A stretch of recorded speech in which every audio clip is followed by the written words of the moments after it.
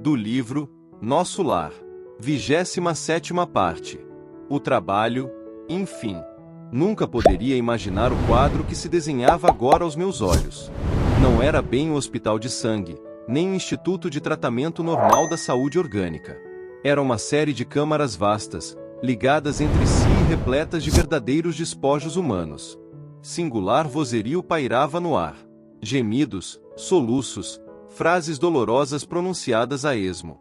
Rostos escaveirados, mãos esqueléticas, faces monstruosas deixavam transparecer terrível miséria espiritual.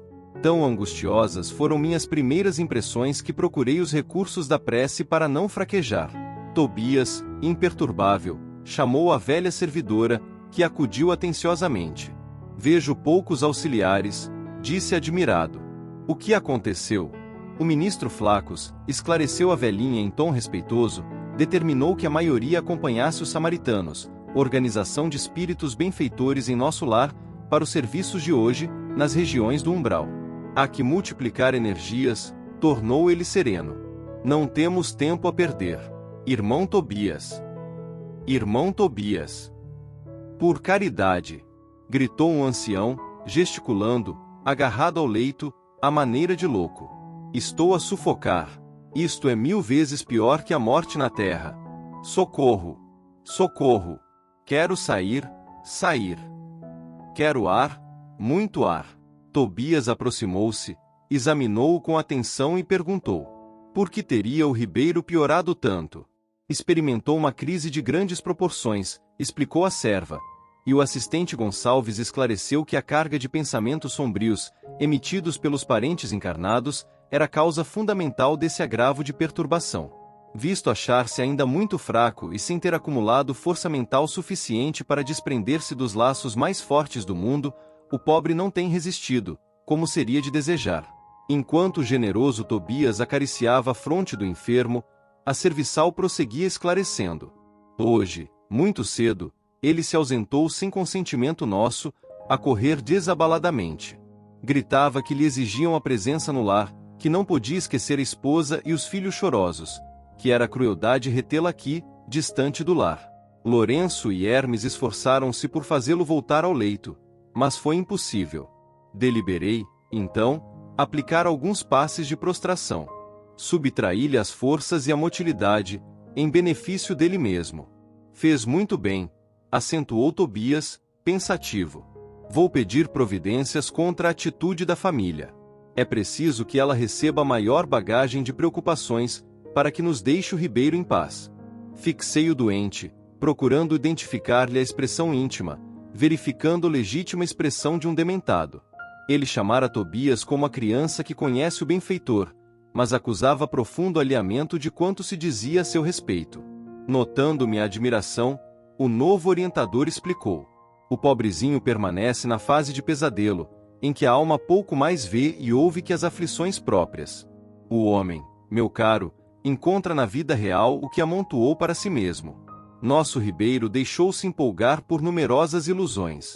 Eu quis indagar da origem dos seus padecimentos, conhecer-lhes a procedência e o histórico da situação. Entretanto, recordei as criteriosas ponderações da mãe de Lísias, relativas à curiosidade, e calei. Tobias dirigiu ao enfermo generosas palavras de otimismo e esperança. Prometeu que iria providenciar recurso a melhoras, que mantivesse calma em benefício próprio e que não se aborrecesse por estar preso à cama. Ribeiro, muito trêmulo, rosto ceráceo, esboçou um sorriso muito triste e agradeceu com lágrimas. Seguimos através de numerosas filas de camas bem cuidadas, sentindo a desagradável exalação ambiente, oriunda, como vinha a saber mais tarde, das emanações mentais dos que ali se congregavam, com as dolorosas impressões da morte física e, muitas vezes, sob o império de baixos pensamentos. Reservam-se estas câmaras, explicou o companheiro bondosamente, apenas a entidades de natureza masculina. Tobias. Tobias. Estou morrendo à fome e à sede. Bradava um estagiário. Socorro, irmão. Gritava outro. Por amor de Deus. Não suporto mais. Exclamava ainda outro. Coração alanceado ante o sofrimento de tantas criaturas, não contive a interrogação penosa. Meu amigo, Como é triste a reunião de tantos sofredores e torturados. Por que este quadro angustioso? Tobias respondeu sem se perturbar. Não devemos observar aqui somente dor e desolação. Lembre, meu irmão, que estes doentes estão atendidos, que já se retiraram do umbral, onde tantas armadilhas aguardam os imprevidentes, descuidosos de si mesmos. Nestes pavilhões, pelo menos, já se preparam para o serviço regenerador. Quanto às lágrimas que vertem, recordemos que devem a si mesmos esses padecimentos. A vida do homem estará centralizada onde centralize ele o próprio coração. E, depois de uma pausa, em que parecia surdo a tantos clamores, acentuou: são contrabandistas na vida eterna. Como assim? Atalhei, interessado. O interlocutor sorriu e respondeu em voz firme.